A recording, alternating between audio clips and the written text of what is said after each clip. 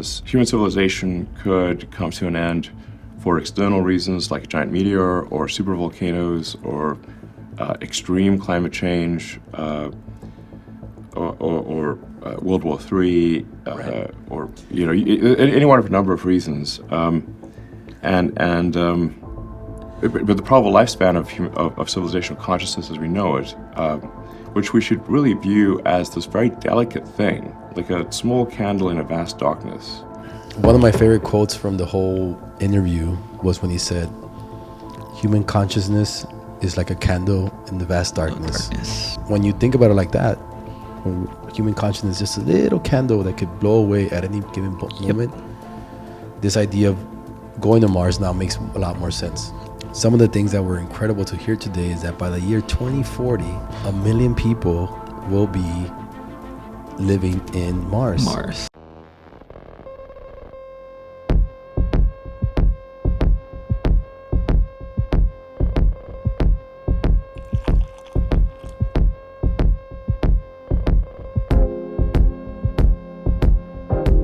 What's up, guys, and welcome to the House of Clay podcast, the number one podcast on culture, where we talk about film, movies, photography, 3D art, Web3, NFTs, and a bunch of other cool stuff. Today, we are talking about the future.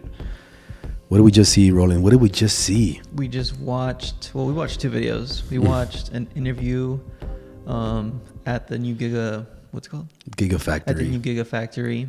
With Mr. Elon Musk. The one and only Elon Musk. And then we watched another video of his TED Talk. This is one of the most shocking interviews, I would say, that I've seen in a long time. Yeah, there was definitely a lot of moments we would pause it and we would look at each other like, what did we just listen to? We went back, we would play it back and interpret. So we're we got to do an episode on this. This is a special one. Let's start with one thing that stood out for you, Roland. What was one thing that stood out from? One thing that stood out was when he said that we should be worried about the decision that we're going to be worried about is to become humans, something along those lines. It kind of caught me off guard. Okay, so I know what you're talking about. Yeah. So I think his official quote was, "We're going into the age of abundance, and the only scarcity we will have in the future is the scarcity to be able to recreate ourselves as humans." Yep. This really will be a world of abundance. Any goods and services will be available to anyone who wants them. It'll be so cheap to have goods and services, it'll be ridiculous. Courtesy of legions of robots. It will be a world of abundance. The only scarcity that will exist in the future is that which we decide to create ourselves as humans. I think that leads us to the idea of Optimus. I believe that's the name of the robot that he's creating. Yeah. And Optimus is going to be a robot that pretty much you can program. You can buy. First of all, you can buy it. You can have it at a house at disposal. You can have it as your employee if you're a business owner, and they'll be able to do pretty much anything that a human can do. And you can program it to cook, take care of your grandma. I don't know about trusting it with that one, but they talked about it in the video. I was like, I don't know about that one. But and the shocking part, which is inevitable, he said, was that eventually it could become a romantic partner. It could become a romantic partner. Yeah, I heard about that. I think it'll solve a lot of the issues with relationships. I don't know. They also, would you ever date a robot? Probably not. She's the perfect avatar. She looks like Angelina Jolie. And you just can't distinguish if she's a robot or not. Would you date her? Nah. Come on, bro. Nah. I think I'd appreciate a little heartbreak every now and then. So. Damn, man. What about you? Would you date a robot? I mean, I'm married, so I think that doesn't apply to me. It's a trick question. That was a trick question. Yeah, if Susie's watching, which she never watches the full episode, so I can pretty much say whatever I want here. But, but if she was watching, my heart's on Susie, and that's the only way I can see myself ever dating. Oh my gosh! And they did touch a little bit on the price point for this. I believe they did mention it'll be equivalent to what a cheap car costs today, which is around the $30,000 mark, which is pretty crazy because it's not a lot of money. I mean, it is, but in the grand scheme of things. And one of the concerns that people have on this idea of having robots is that we won't be able to, or the labor force will be affected. So it would reduce the number of jobs available. Mm-hmm. But if you just go around town and just drive through McDonald's or drive through Starbucks, everybody's in shortage right now. Yeah. And I think this will solve the shortage problem. Elon's actual words were, we're going into an age of abundance where anything that you want to, any type of service that you want will be available to you at almost no cost because of these robots. Yeah. So that's pretty amazing. That's pretty crazy. Yeah. So overall, what do you think of it? Like, what's your personal, like, what's your first, because is this the first time you hear about it? Yeah. It's actually, well, technically, yes. I had heard about the term before, but it's the first time I actually watched something and like I'm informed of the actual thing, because beforehand, my idea of this whole illusion of robots was like the movie iRobot with Will Smith. Yeah, we're good. So that I just had that like fantasy per se, or that fiction story in my head. But after watching this interview, it's like, holy shit, like it's real. It's real. happening, and it's happening sooner than you think. And the velocity of this robot will be that of a normal walking human being, and it'll be able to pretty much do anything you want at the price cheaper in the car, or a cheap car, right? Cheap car, yeah. And it'll be available within the next couple of years. So that's pretty amazing. That was pretty crazy. Yeah. Do you find yourself buying a robot? That would be pretty dope, right? Honestly, yeah, I probably would. A couple of robots. I know they mentioned like the basic duties that they could help out with, like you mentioned, clean the kitchen and like cut in the yard. So yeah. Like, what's one thing that you make it do every day? My bed. Do your bed every day? I actually do my bed, but yeah, I probably have to do my bed. My laundry. Probably set up my clothes for me, like ready to go, like when I get out of the shower. What about like a back rub or something? Just massage, like this stress nice. joint that I have here, you know? Is that what you could do? Probably. I'm thinking like, what is it hard? What's hard for me to get? Like, hard for me to go to get a massage. Yeah, I wouldn't say like doing my bed would be hard. It's just anything that gets in between, like from getting up to getting at my desk. Like if I can speed up that process. It'd be super cool though. Like, just cook for you all day. También. Yeah. Have a chef. Yeah. Yeah. Like, just, hey, this is my diet. I need it at this time. No excuses. Yeah. By the way, there is some safety, I guess, precautions that Elon spoke about, which makes it super scary. And can we add some background music here? Yeah. Yeah. So one of the scary parts about this is not necessarily the workforce thing. It's what if is if these robots decouple from human will, meaning that they have their own will of what they want to do, and whatever that is subject to if it does happen. Yeah. But that will be the scary part, because what if they want to be like, we want to take care of Earth. We care about Earth, and humans are destroying Earth. How do you fix that problem? Damn. Get rid of the humans. You know, so that was the scary part about it. But one of the solutions which leads us to maybe this next part of the interview is Neuralink. Do you remember that? Yes, I do. So a Neuralink, it's this company that Elon founded. I'm sure you've heard about it before in the past, but it's trying to solve the way we communicate with artificial intelligence and like technologies. So right now, the fastest way you can communicate with somebody is through like texting. The speed of your thumbs. Yeah. But imagine just being able to think about the thought and it's communicating already, and so forth and so on. Not just from humans to technology, but from technology to humans. Yeah. Right. And at the same token, Neuralink is also solving the problem of all these brain injuries, people that are paralyzed, people that have I think they mentioned like depression, also like brain injuries, things that we can't really do. And one of the things that stuck with me about when they brought it up is there's going to be wires that are like microscopic wires that are going to be attached to your brain. I believe the process that they had mentioned was it'll cut out a part of your skull about the size of a quarter. Correct. And it'll have like these little wires that just go in there. Yeah. And do their thing. Yeah. Yeah, man. It's happening. It's happening. So my point was that Neuralink, although it's solving all those problems, it will also be a way for us to combat the idea of these robots decoupling from human will.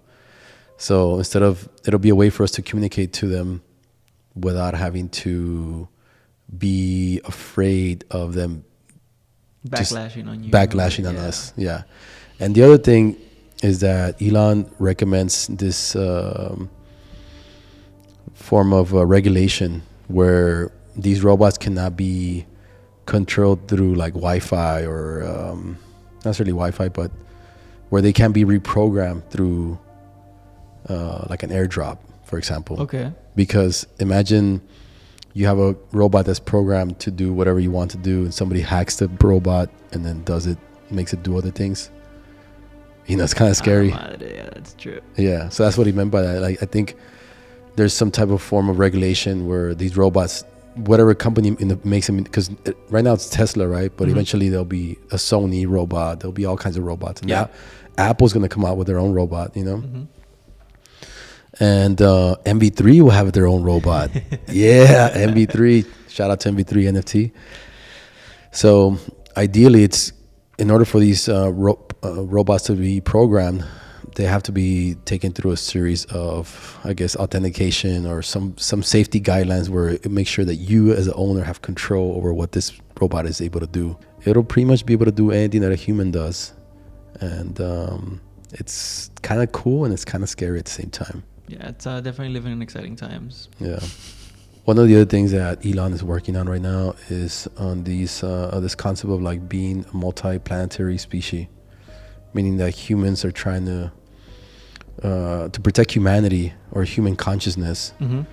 Becoming a multi-planetary species is the best case scenario in case like a World War III happens or a volcano erupts and destroys the entire planet. Asteroid hits, asteroid hits Earth, whatever. Like us becoming multi-planetary is a way to combat that idea that we can become extinct. And SpaceX, his company SpaceX, is being focused on doing that. And some of the things that were incredible to hear today is that by the year 2040, was it 1 million? 1 million. 1 million people will be living in Mars. That is, I don't even, like, it's kind of scary because it'll be available to the majority of us if we want to do the trip. Yeah, I believe that they said the estimated price point is going to be about $100,000. Yeah. So rough estimate, but that's what they mentioned. Yeah, and it's starting, I think these trips will start around 2030, which is not too far away. And the actual testing of the spaceship that's going to be taking these people is going to start testing in about 2 weeks, so I'm not mistaken. That's what they said. It was going to start orbiting Earth to see if they can orbit Earth, and then it'll start with people like in a few months, I believe. That's what they said. Very, like, all his companies are very profitable. He's the richest single person in the world. And the way he thinks about these companies that he builds is in a philanthropy type way. For example, Neuralink is solving brain injuries. Yeah. Helping humanity, right? The Boring Company, like solving traffic with these tunnels that they're building. Yeah. SpaceX is a company that solves the idea of us becoming a single planetary species, right? Yeah. So that's giving back to humanity. Yeah. And Tesla is a company that's solving our dependency on fossil fuels, which is killing Mother Earth. Yep.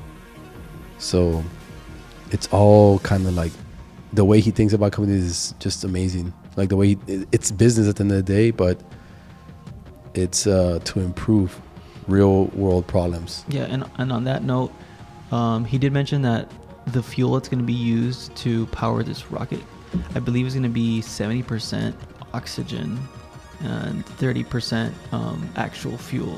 So that in itself is helping tremendously. I don't remember the scientific way he explained it, but that's the general idea. Whatever he said, man, we're going to say yes. Whatever he said. Cheers to that. Cheers to Elon right there, Elon. yeah. One of my favorite quotes from the whole interview was when he said, "Human consciousness is like a candle in the vast darkness." Damn, that hit so hard, man. And when you think about it like that, when human consciousness is just a little candle that could blow away at any given moment, this idea of going to Mars now makes a lot more sense. I mean, everything that we're aware of as a human species is something that we've accumulated, I think, like in the last 4 billion years or so. Or I don't remember hearing that, but yeah, he said that everything that we pretty much know we've accumulated it ever since I guess the people who were cavemen were around to now. So in the grand scheme of things, it's a very long time. But if you think about the existence of the entire solar system and galaxies, that's like a tiny little bit of time. Yeah. And it could disappear. It could disappear at any second. That's scary to think about. Especially when you're trying to go to sleep at night, thinking about those thoughts. So he said during the 2030s, over 1,000 starships will be leaving to Mars every 2 years. Mm-hmm. The goal is to send 1 million humans by 2040. I guess the question is, would you want to go to Mars? You, Roland Sanchez. Rolando Sanchez would most definitely like to go to Mars. You would sign up. Yeah, and they did mention that. I'll help you pack your bags, bro, but I'm not going with you. The sales pitch for this, I remember this. I don't remember it clearly, but he said the sales pitch for it'd be dangerous. It'd be a lot of hard work. It would be. You most likely won't come back. You might most likely won't come back. Kind of down. Sign up. Sign me up for that. Sign me up. Where do I sign up? Yeah, and then he also mentioned that, the way, the government, I guess, in some sort of way would be run over there is it'd be very open, that it'll be a lot easier to make laws versus take them away. Yeah. And that the laws would be very simple to understand and read. So that was yeah, interesting. and the rules will belong to those of Mars City. Mars City. Yeah. This idea of, I don't know if it was him or the interviewer that said, what if at some point The ships stop coming? What if at some point the ships stop coming from Earth to Mars? Will the people living on Mars be able to live on their own without the resources being continue to come? Yeah. Ideally, that's why they want to get to 1 million people. Because after 1 million people, the chances of it surviving by itself, being self-sustainable, become higher. Okay. That's what I understood. I could be totally off, by the way. But that's what I understood from the interview. See. That's why they need 1 million people. But one of the other ways that the Earth could end, which is something that nobody's speaking about except Elon. Elon's the only one speaking about all these ways that the Earth can end. He's probably studies what are different ways and civilization could cease to exist. This was called population collapse. Population collapse. Yeah, the meaning that the birth rate is too low for us to sustain a human civilization. So the number of women having children every year is becoming less and less and less. So at a certain point, if you just look at the basic trajectory of math, you put it in a chart, eventually it will cease to exist. Wow. Yeah. So I saw this in a different interview with Lex Friedman. Lex Friedman and Elon Musk had an interview a few months ago, and it was about population collapse, and he foresees the only solution to this is for women would get paid a very high, it would be one of the most prestigious jobs you can have, I guess, careers you could have, where throughout your lifetime you breed 20 humans. Wow. You birth 20 humans, sorry. So that's what their life would be dedicated to. Their life would be dedicated to that. Paid for it. And get paid a lot of money for it, because that's probably one of the only ways we can solve this problem of. Think about it. Do a lot of your friends have kids? Not really. No. Yeah, but if you go back 20 years, by the time you were 25, people had 4 kids, easy. Wow. Yeah, they were more like me. 23 with 4 kids. So I try my best to help out, humanity stay alive with having kids, but I'm built different. Yeah, definitely different times. I don't have a lot of friends that have kids. 2 of my friends have kids. So yeah, women, y'all gotta start making more babies. Yeah, population collapse is real. No, it's real, man. This is true. This is happening. All right, we'll leave you guys with this quote about the future. Well, I think if you want the future to be good, you must make it so. Take action. to make it good, and it will be.